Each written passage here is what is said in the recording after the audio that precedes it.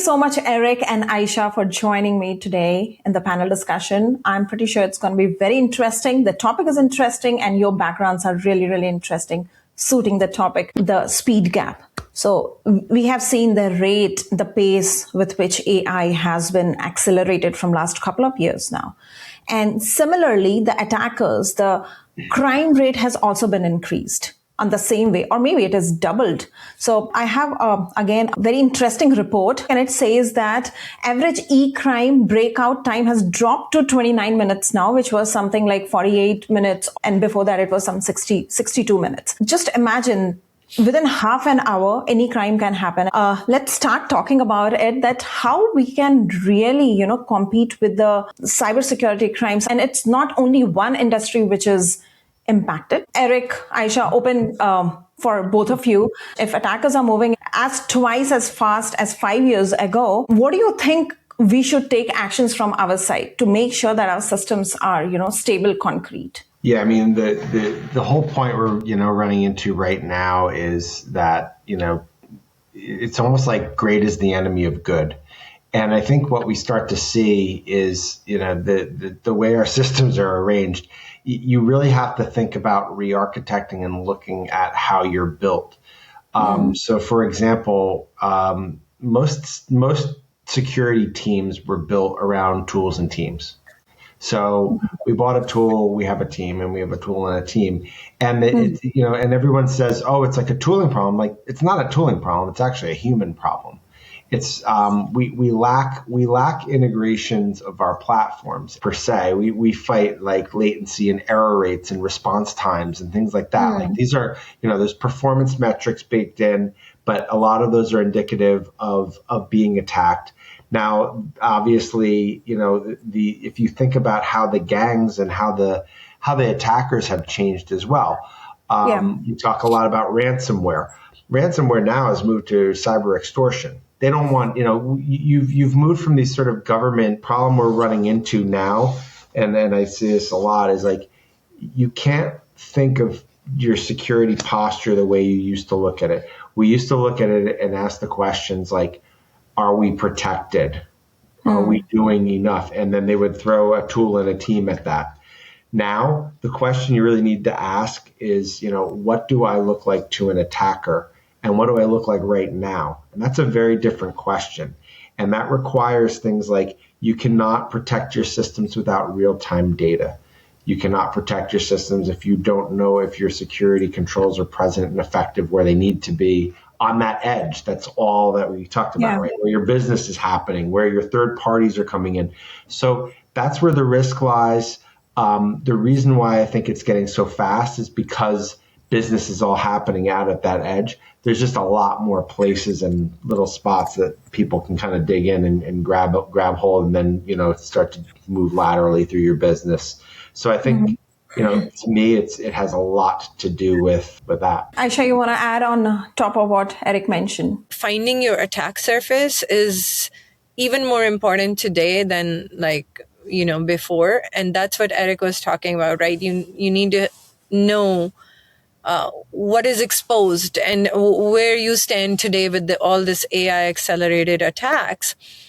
And I'm not going to sugarcoat it. Yes, attackers can actually operate at machine speed, whereas enterprises have a lot of compliance and governance needs, and they are not, so to speak, able to act at a startup pace, whereas attackers can. And earlier, maybe, they had the luxury, the enterprises, to just be that way, but now not anymore. We are realizing that, attackers are fast. It's not a hype. It's not like, it is happening in real time and we're seeing it. Especially you saw the recent NPM supply chain attacks and, so this is happening and we cannot be reactive. And by that, I mean, understand your attack surface and put programs into place that can address those gaps.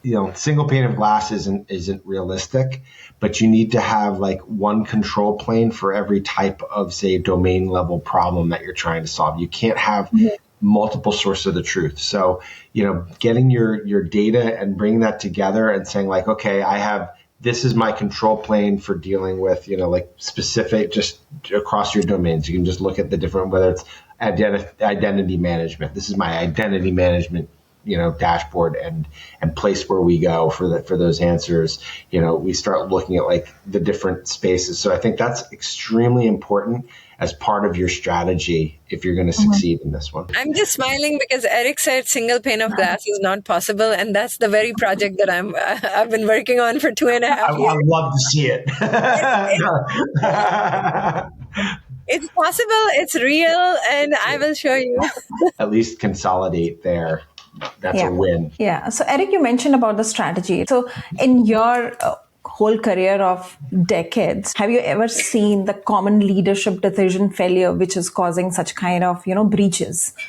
I do not want you to name the organization or anything, but if a small scenario which comes to your mind and you can talk about it. It's not so much the impact, right? That initial impact happens. You look at the blast radius, you start to think about, okay, how big is it? What they have a hard time controlling is really the dwell time on it. And that creates this tail on the monster. Now, in certain industries, it becomes an issue. So like if you're in financial services, you always have, you got 24 hours in a day. And then the next day you got to start trading again. So if you can't fix it, and as that dwell time expands out and you're trying to, pull in and then reprocess as you're fixing it, it starts to, you're up against time. I think the biggest problem in terms of leadership and common decision is that it has a lot to do with communication. Delaying communication is always a problem, and I think that everyone's trying to be, again, great is the enemy of good. You cannot go for perfection in this one. Like I said, to be honest, if you're 90% there, you might as well be 100, because that last 5 to 10%, from an instrumentation perspective, it's going to cost you a fortune.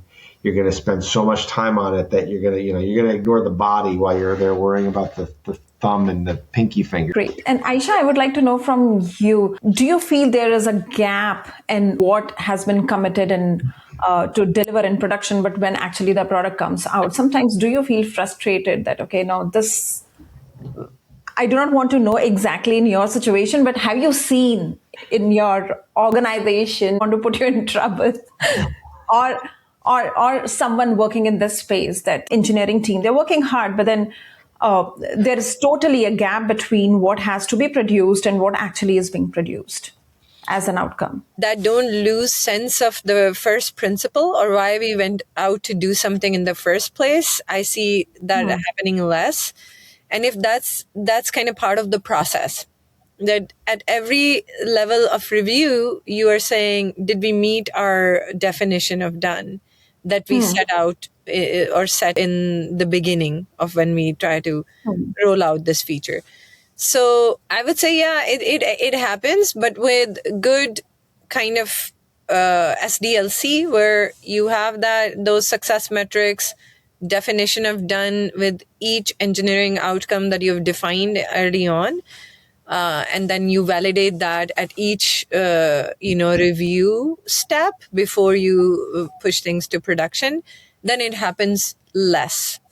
I think in those cases where it happens less and that, maybe 5% of the times that you didn't do well is if you made assumptions in the beginning of what your customers would need to secure your enterprise, then that would happen.